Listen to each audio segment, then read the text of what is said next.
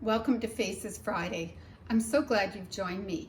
We're going to look at learning walks and talks in this time together.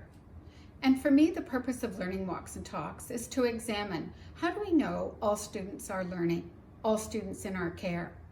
So for me, learning walks and talks are about becoming an even better instructional leader, an even better teacher and learner. So we walk together alongside colleagues to look for examples of strong practice. How do we know all students are learning? We're collecting that data by walking together throughout schools, in classrooms, but also thinking about what does this look like virtually now amid a pandemic. I think learning walks and talks are really purposeful in examining are all students learning if we know they're non-judgmental.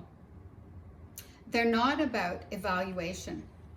They're not about teacher learning. They're about student learning, our focus on students thinking critically. So our walks and talks are really quick. They're about 5 minutes in a classroom, taking a look at the third teacher in the classroom and examining students' thinking. What are the performance tasks that students are asked to do? They're quick because we must walk often.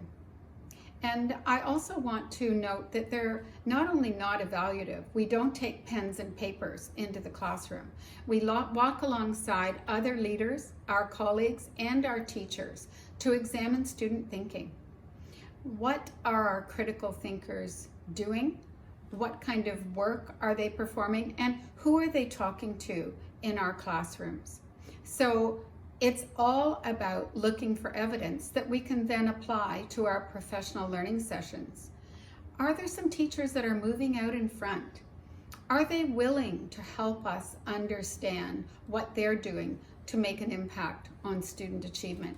And would they be willing to take a small group of us who aren't quite there yet under their wing and explain what are the practices that are making a difference to ensure that all students are learning, they're growing, and they're achieving.